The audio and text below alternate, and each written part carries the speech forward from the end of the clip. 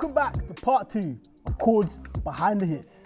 I want you all to tell me your favourite song that you've produced by yourself, and then the story behind the session behind it. Mine was probably Red Rum Reverse, you know. Red rum, let's spill some juice. Ching ching man, down on my shoes, them come like loose. Drill on them, man, go back. UK classic still. And you know what it is? The reason why, yeah, is because I remember R6, because most of our release, I released independently, innit? So anyway, we released a song, the song's actually going off, it's going crazy. I remember actually, before we made the song, I called R6, he was on the block, and I was like, yo, what you doing? I said, oh, chilling. I said, yeah, let's go studio. But I've not clocked how old he is, yeah? So we've released the song, the song's going crazy. I'm like, yeah, okay, so this is what we need to do. We need to open up a PayPal, and obviously tune calls, send your money through, all that type of stuff. He's come back to me 2 days later, he's like, yeah, I tried to open the PayPal. I said, yeah, that's what it's called. He said, yeah, it says I'm not old enough. I'm like, how old are you? He's like, oh yeah, no, I'm 16. This like, what? No way. So literally. That tune was so crazy. I remember the first time I listened to that. I literally remember the exact first time I was at Representing at the time in Wiki. And I pressed play and I was like, rah. Who's this you, bro? He's going mad. So you didn't get paid? Huh? No, I had to pay him. Obviously, you have to. He's got access to the account with me, you know what I mean? We could both go in there, but you had to wait like before we could go to his account. You have to take the money up for him, like here. To go halves on your bread. Like, I felt bad for a pay because I'm thinking, I'm giving you this much of my money. Should I tell your parents? Is that my responsibility? So I contact someone, you know what I mean? Like, independence a weird game still. Like, you're 16, like, you're making a lot of money at a young age. Yeah. That's interesting though, because as a producer, do you feel like a duty of care sometimes? 100%. Yeah, a million percent. It's one of the main roles. Yeah. You're like a therapist. Yeah, you gotta look after your artists, man. Yeah. That's important. I'm glad to know you lot do. Banglez, what about you? Missed hot property.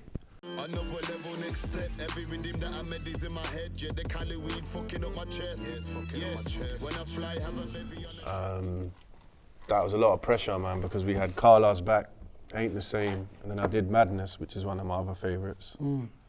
But then Hot Property, I'd say for me, just because of the sound of the record is so unique, and the session was crazy. Like, I was in the studio for hours, I couldn't make nothing. And then Gav was sleeping, my manager, on the sofa, and then Miss was just high, looking at me, and then I just went do, and then Gav woke up and he goes, that's it! And I was like, oh. And then bang. So that session for me was special. Yeah, Hot Property. Even though it's not like a multi-platinum, it's like personal to me. Like that That's what it's about, the songs that mean the most to you. Yeah, like Hot Property, man. Yoz, what would you say your favourite session/song was? Boy, probably Element, Pop Smoke, Store. I might just hit it raw, hold on, that's on my element.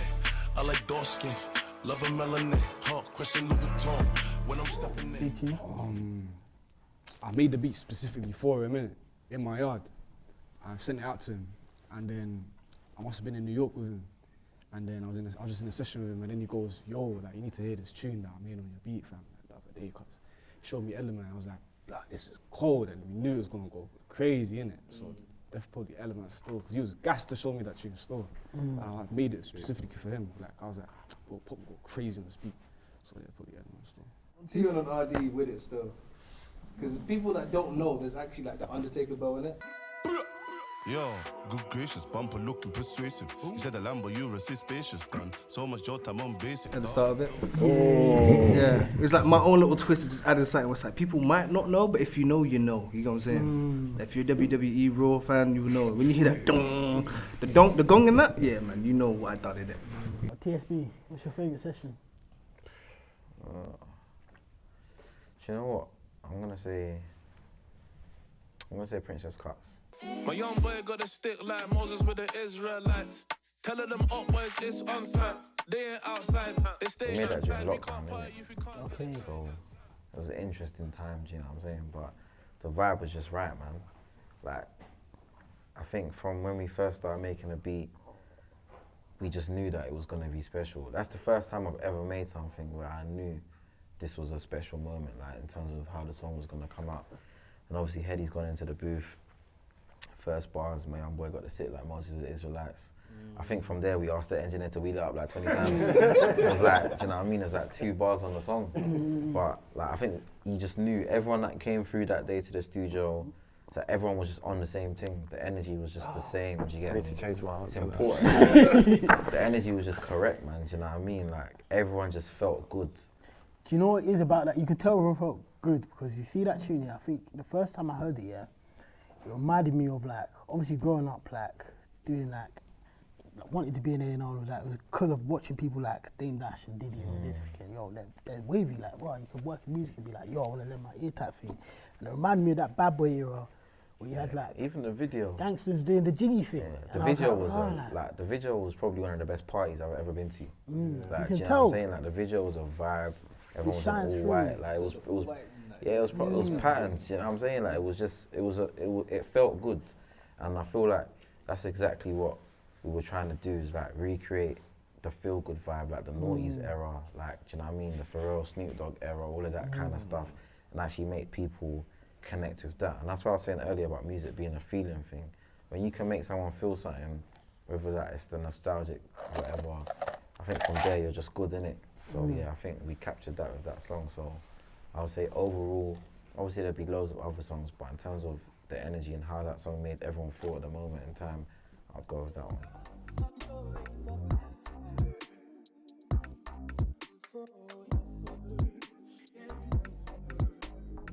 Who's an artist that you didn't maybe know too much about, but you gone to a session with them and been like, rah, like they've proper changed, either changed your opinion or been like, rah, this person's different. Maybe DC, you know. DC. Very Probably. talented. Yeah, man. I always thought he was good, but I didn't like any of the music that he had out, which is kind of interesting. I just saw something in him, innit? And then the very first session we had, we made Neighborhoods. I just wanna get paid, I wanna be famous. Car with the tints, yard and the sticks, I wanna see So I kind of just knew, like, and then when I started to see him writing, and I was just like, yo, like, this guy can really, really spit. Do you get me? He's got something to say in it. It's just how you package it. So yeah, I'd say DC still. You man made some great records. What about you? Me? Do you know who hit me up the other day? And I hadn't proper checked his catalogue, but I knew certain other tunes. But when I got into the studio with him, I was blown away, and that's Nancy Foles still. Okay. Oh, Yeah, when I got in there and I just actually saw how he works, his work rate, and like what he's actually producing, I thought, raw. I had it's so mad because I had heard certain songs of his that I thought were hard, but I actually never deeped his actual following and the cult following he has and how big his actual thing is. So we're just chilling in the studio. I'm like, no, this is hard. Like just dropping the beats, dropping whatever, and then this after. I think I put a picture up or something, and then everyone just like the amount of messages and stuff I was getting. Like, rah, do you know who this is? Like, like, producers like, hey, Joe, I need to come down to your house. You just get the session going. Make sure Lancy's there. Do you know what I mean? Straight, like. But he just someone that he just blew me away from when he just jumped on the mic. And he's another person who doesn't write. Like, he's just there, like, off the top of his head, and he just sprays. Do you know what I mean? Like. Gotcha, what about you? For me, it'll probably be RD, you know, because on social media he's like a lot of a character. He's very hyperactive, but when you meet him in real life, he's really calm, you know. And it's like when we ended up getting in a session, we pretty much packed out like 3-4 songs within like a 5-hour period. So it's like the work rate is there still. The work rate is there, and he actually put some input towards the instrumentals as well, because like he wanted more of a still like drill elements, but like there's still some pop there, there's rock, there's a whole load of different influences there that he kind of added to the song as well. So he's not just like a standard, just do whatever you want sort of thing. He will still add his input, like, yeah, maybe we should add like some guitars and stuff like this in the background. So yeah, he kind of blew me away with that, because I just thought he'd be hella active, just drinking, ready to just go, let me do my own thing and that, but he kind of added his own little input as well, innit? And to add to that, he engineers as well. He'll jump on and just, like, I like when the rapper jumps on a lap, he edits his vocals, and I saw that with RD and comping and that, Everyone should have learned how to comp down vocals in lockdown. Do you know what I mean? The time was there. Very interesting. Scott? I'd say for me, not because I didn't rate him musically, but just where he was when I started working with him, it was cinch. Like literally every session I'd have with him, it'd be like a couple of weeks later, he'd have like 200,000-300,000 more followers, you know what I'm saying? Like his rise was just, in the way he's gone, do you know what I mean? In the first session I had with him, obviously we're from the same area, innit? So it's like natural. He was playing me like loading and that, and before, Cinch's music was a bit different. So it definitely took me off guard that it's like, okay, this is the lane you're going down, and then to see him drop it and it work out to, you know what I'm saying? So yeah, probably Cinch still. I think it's not said enough how he almost engineered his own rise and changed that sound and came with something that the audience liked and then followed that path, and now he's massive. He's one of the biggest artists in the UK. So yeah, 100%. Banglez, what about you? JB's in the crowd. I'd say AP Dylan. He's an Asian artist, but I wasn't really rating his thing. No disrespect, because I was on a Sidhu hype. But this year I was opening up his shows, champ. So he's massive. He's the biggest Asian artist in the world, getting mad numbers, crazy streams, and I just thought, nah, this might not work, or I wasn't really fucking with it, but he proved me wrong. I can say that. With my hands up. Yeah. Yoz. Can't lie, I ain't got like answer for that one still. Everyone I've gone studio with, I thought that was hard, innit? Like, you know what I'm saying? I expected to make a good tune with them, so. I just think they're mid, man, I just want to go studio with them. That's a good answer though, that's actually true, like. Yeah. Have any of you ever felt nervous in a studio session? I want to start with you, Yoz, because obviously you got flow like I'm nervous doing nothing, bro. My soul's in I respect it. Yeah. So let's talk about getting flown to New York, and you're doing these sessions with Pop. Like, can we dive a bit more into that? Can you tell us what it was like? What did you do first? Like? What it was like? Yeah, like was it straight to studio or? Obviously, you get to New York, you settle down and shit, do your thing, and then go studio, link up with Pop, you know what I'm saying? Playing beats, we vibe, talk, do our thing, like standard shit, you know what I'm saying? Like, nothing crazy, you know, nothing different, like just standard shit in the studio, locked in, showing man beats, making beats, like, you know what I'm saying? Have none of you ever felt like apprehensive with someone like, cool? Me personally, I proper rate Quincy Jones. You get it, yeah? Like if I was a producer and had this session with Quincy Jones, well, I'd be shitting it. I've definitely been shook. I've definitely been shook like, when I get in with certain guys, because you know their level, you know their pedigree and that. Do you get me? Like, but I think that's more of a respect thing. You gotta suck it up or soak it up, should I say? And remember, like, you're there for a reason. And sometimes it takes a sec to realize that I wouldn't be here if I wasn't supposed to be. Do you know what I'm saying? And that could. You might not even be deserving of it, but you're still supposed to be there. Do you get me? For whatever reason, you're supposed to be there, innit? And I think you kind of need to realize that and then move on from there. Because if you stay in that moment, you're not going to deliver your best work or like put your best foot forward, innit? So you got to kind of clock, okay, I'm here now. What do I do next? Like, what's next? How do I, do you know what I'm saying? So yeah. I actually got a mad story for you lot, which is nuts. Just you go on elaborating on that. I was in the studio with Justin Bieber. I couldn't turn the fucking mute button off. Facts. No lies, bro. The session ended. I was about to cry when I was going home. I was seeing all the money just fly out the window. This is true story. Zeus can vouch for me. I was at tape. Obviously, I got into the studio. I was trying to play the tune. Bruv, couldn't play the tune, fam. I swear down, his girlfriend was chilling watching Netflix. The session was done, cause. How long did you wait? Like, was it like at least an hour? I even brought my Focusrite, tried to plug in the speakers, and then I went back the next day. The engineer from the studio was like, you know the foot pedals you use on the keyboards, the foot pedals, innit? He was like, all you had to do was press the foot pedal and it would have played. And I was like, oh my God. Yeah. Did you ever get in another? Yeah, I went back the next day, yeah. It was calm, cool. Blood, that was like, nervous, innit? Man was finished, fam. Thought this is a Bieber cut, publishing, changing, everything changing. Everything done. I just wanted the picture, more time.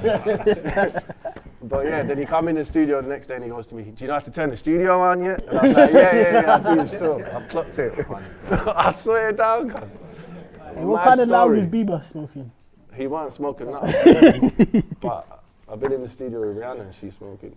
Oh yeah? Yeah. Okay. Interesting.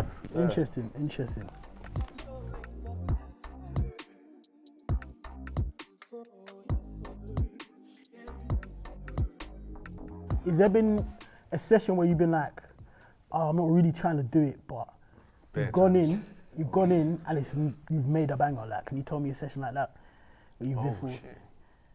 You want to know who the artist is? If you want to say? What do you mean? Like, you made the banger though. But you made the banger though. One with notes and Mo Stack I did called 99 plus 1. Steel Bangelz. Why can't they keep it 99 plus 1? Why can't I walk in the club with a gun? I hated the beat, hated it, and everyone else liked it. And I was just like, nah, this is dead, man. And then it was a banger. So. Sometimes you just don't know. Do you know what I mean? I wouldn't like more time. I only do sessions that I want to do in it. Yeah. But there's the odd day where I'm like, I'm not sure about the session, but I'm gonna do it anyway because I never know what I could come out with. Do you get me? Yeah. Or so the experience. Yeah, do you get me? So I'd say like maybe belly squads. She said it's been a long time, you're looking brand new. I said yeah, it's been a while, you're looking fine too. She said oh yeah, what's been like, new? I wasn't really sure they was bubbling a bit. I ended up doing a song which is their biggest song to date. Do you get what I'm saying? So like I think if you go into it and you're like, do you know what, let me still put my best foot forward, you can create something. Do you know what I mean? So I hear it still. Why do you think you have such good relationships with certain artists? I feel like you've all got relationships with artists that are like just crazy. Like, does it become a friendship? Yeah, some become friends, some become family. Because we're ourselves. You gotta be yourself, man. You're in the room with someone for 8 hours, 9 hours, their phone's going off, their brethren are coming.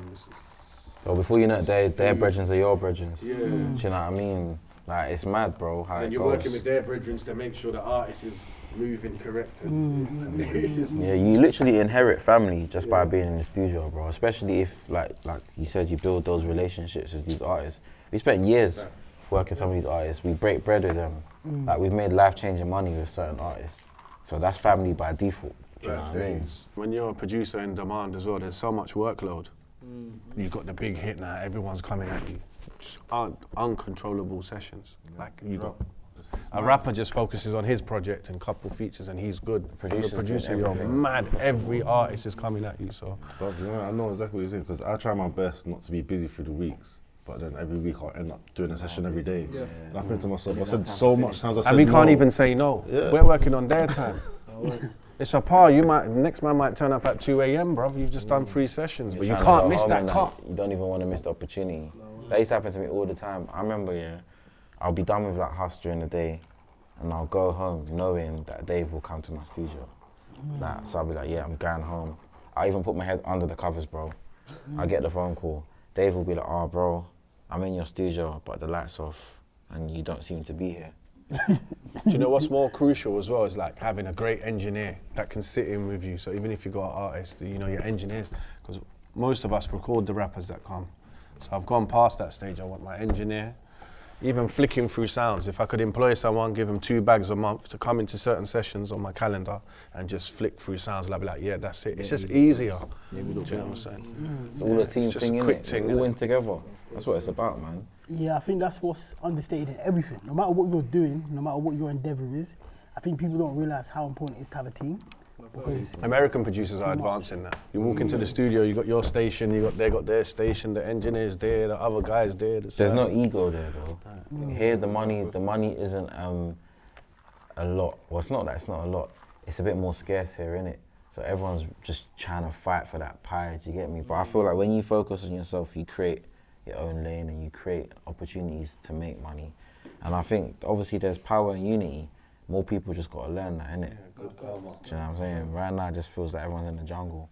How do you split your points? Because I've been a person that I just share equally. It's an equal thing. I don't, no matter what person's added what to what beat, I just kind of just split it. I think it depends on the practice of who, it depends on who you're working with. I'm the same, innit? But I think it might come from the time that we've been doing this and like the people that we've met along the way, man.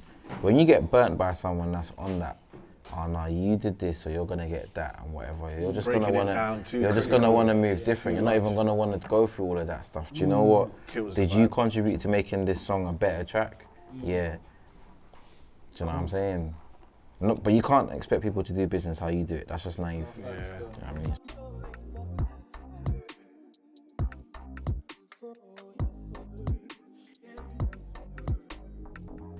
Do you think more UK artists need quote unquote proper A&Rs? Labels need proper A&Rs. Do you know what I mean? It starts with them. Like, I just think right now they're just employing people because they understand us as, I feel like right now they're employing people based on like HR. As opposed, do you know what I mean? Like, oh yeah, he understands, do you know what I mean? He understands this because he was born into it, he was immersed in it, but does he get music?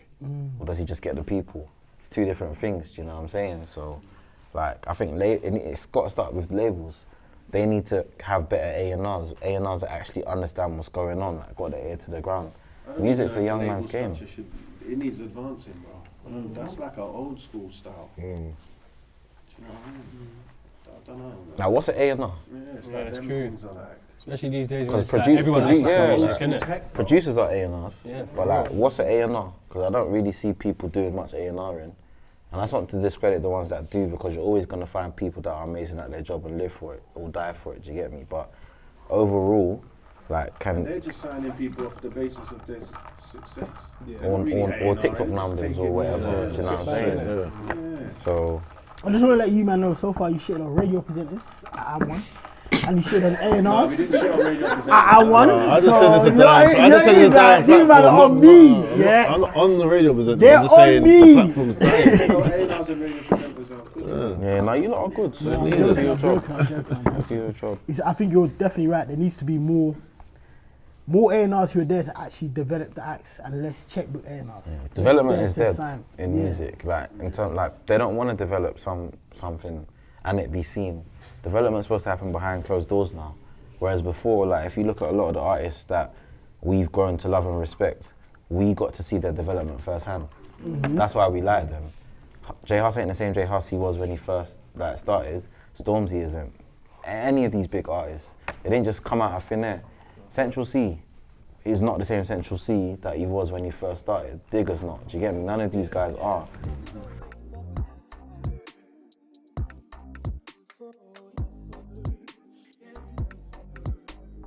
Can numbers lie? 100%. Sure. 1,000,000%. Stats are not, stats are not. They Like, can lie and they can be followers, truthful. yeah. There'll be songs that are on 80k views that's a banner everywhere. a lot of the songs Or that there's bang ones off in the that's on club, 10 the million street stuff. songs, Yeah. they're not on the radio. They're not doing the mad streams, but they're doing the plays in people's cars and that, bro. Do you get me? All them YouTube bangers from back in the day that people still bang today, that they're not on Spotify yet for whatever reason or whatever, that the man them bang. Do you know what I mean? So, like, I think it's the numbers that people look at. Do you know what I'm saying? People don't always look at the important numbers. People look at your following, or how many people follow, or how many views did they get. I think, like, Nux is a perfect example of, like, steady, slow growth. And cult following. Do you know what I'm saying? Like, for him to go number 3, like, That's without mad having still. the kind of following and doing the numbers that other people are doing. He ain't even got a top 40 single yet, but he's gone number 3 in the album charts. Like, even when Knox was working on anything, you come and check me, and we got kind of like a feature that you wouldn't even expect from him. I can't even talk about it because they're still kind of working on the whole thing, but you know what I mean? Just the way Knox just approaches things and like he hits music and that, it's just different. Do you know what I mean?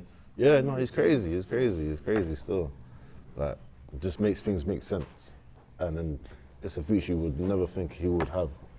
Like, I think there's like 2 of them that I've just linked them up, and I thought to myself, wow, they're not going to expect this.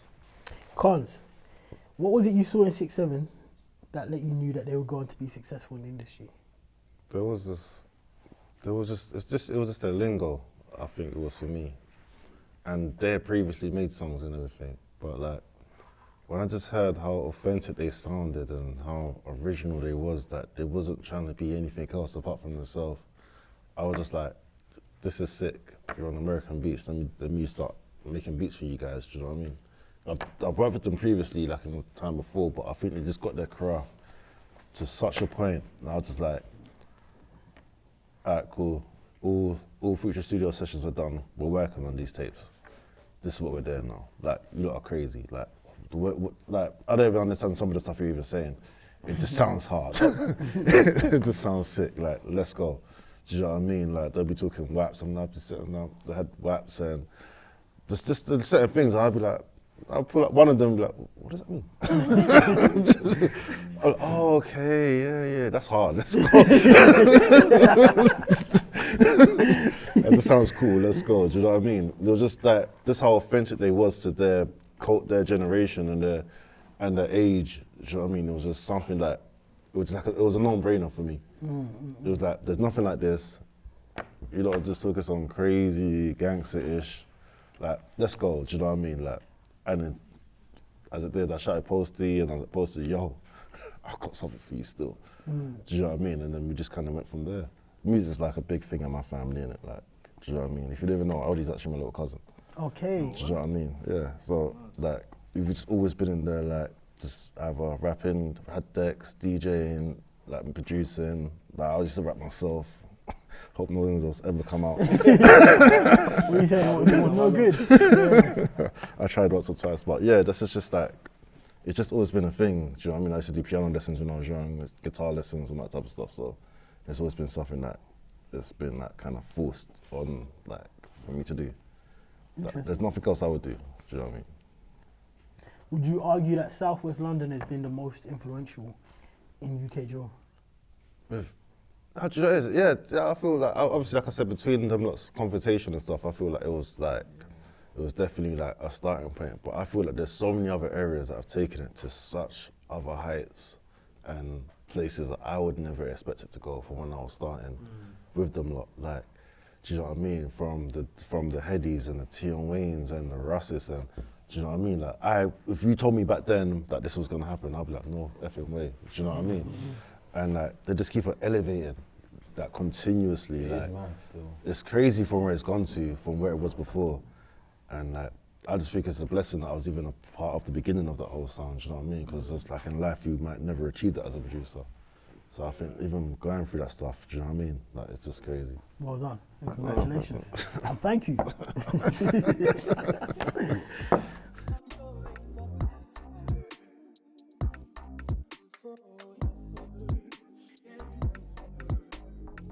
Let's talk about your culture and your upbringing quick. Like, how did your mum being a music teacher influence you and what you learned about music?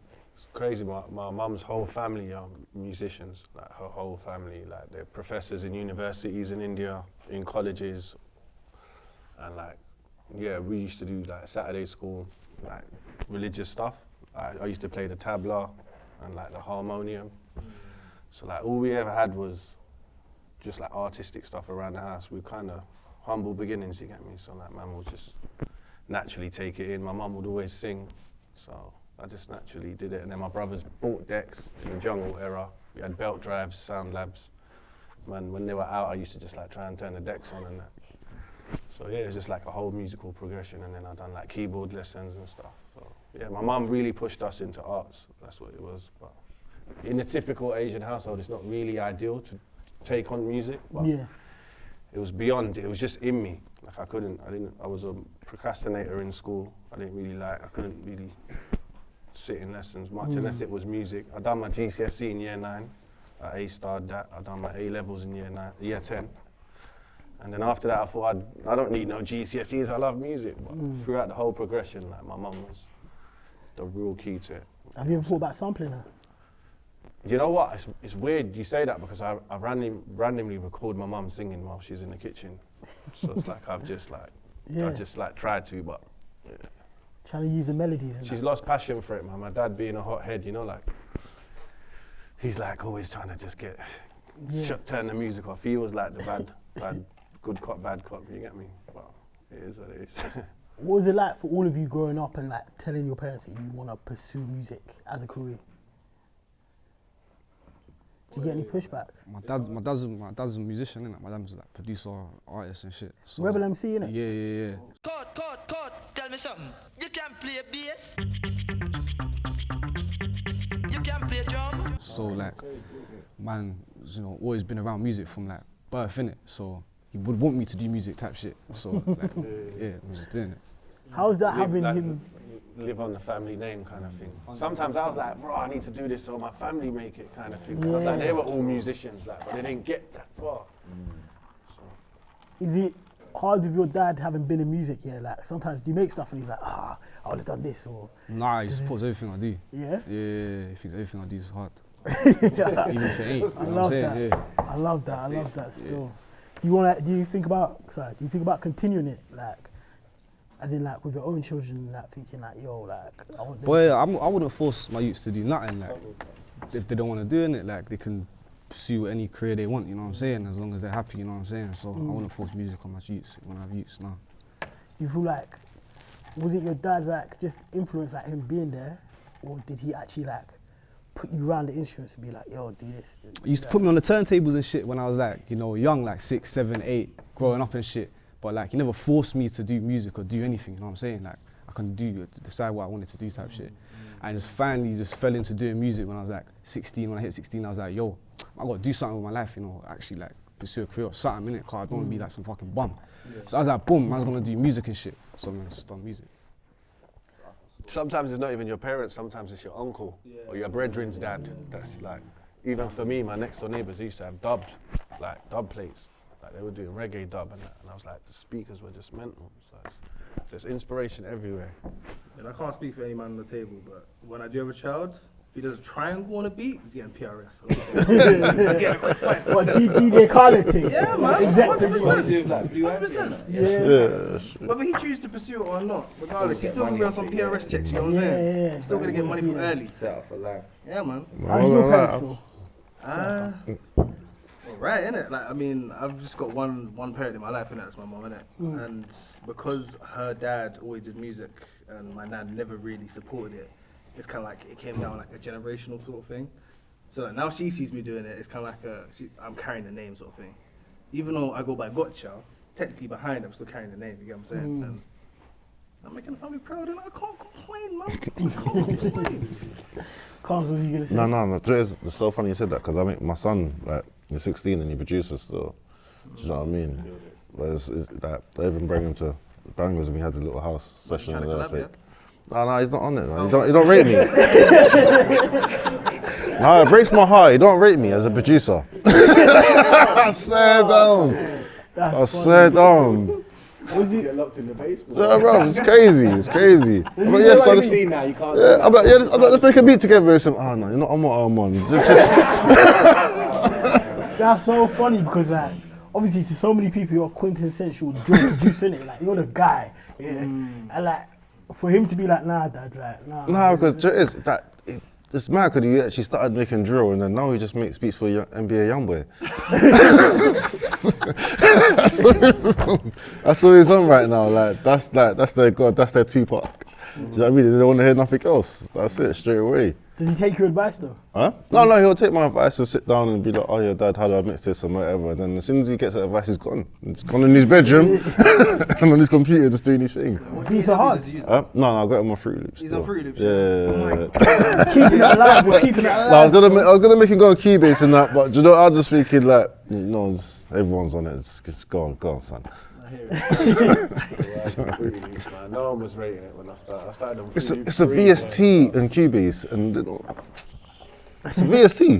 Yeah, it's a VST and Logic as well. That's what I'm telling man. That's what I'm trying to say, man. VST within Logic. Yeah. He told me it's a VST through Cubase. It's a VST in both of them. Music and Logic, and then you can open it up. You set the same tempo. Yeah. And it works both the All I know is FO, innit? I was on FO for like 7 years before I hopped onto Logic. To be honest, it doesn't even matter back here. It don't matter what you use still, to be honest. You just got to make the hit. I've been into massive studios and they're using Ableton. I've seen guys using Pro Tools to make beats. Oh yeah, I see that still. They take it too far. Bro, imagine the drill slide in Ableton though. Nah, look, It's the same. It's the same. It's cold. No, I don't think it is. Though. It is. I swear down. They tweak it in a box. Yeah, they just kind of, it's like automation on Logic. They just it's like a drop down. Anybody that's on Ableton, yeah, if you're watching behind the camera, please hit me up in it. I'm trying to get behind this. I'm trying to Ableton get have nuts. Their quality is good though. Their export quality. Yeah, That's what I noticed it's about high. Fruity Loops. Sometimes I'm not dissing because I love Fruity No, Loops. no, I but get what like you're the saying, export quality on Fruity Yeah. is low, man. Yeah. Logic, the beats are sound. Then it does that little gap in the minutes That's why where I I like to like start as well. I like it. Is there any producer that you don't wish you could work with? Probably Ryan Leslie.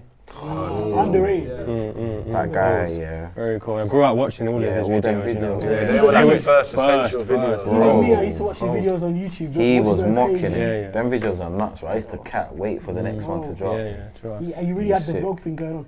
See, because of Ryan Leslie, that's when I tried to hop on Fruity Loops. I tried to do it, yeah. I could play instruments in it, so I was like, yeah, I can do the producing thing. I opened up Fruity Loops, I tried to do the beat. It's mad, It came innit? out sounding like pots and pans. I said, yo, Mad you say that. Yeah, like, never do it's this sample again. selection though. Mad you say that because some instrument players like I've met, they don't know can't how do to it. produce. Yeah. Like, they're just so nang. Some of the How sickest, do you yeah, not- some of the sickest keys players, they can't make a beat to save their life, bro. It's mad. It's a nuts. They'll literally down the line that they can't do it. if you don't need a bass player, shout me, yeah, but I want my points as well. You play bass, yeah? They'll give you a half point still. Hey, Give you a half point. I want 2.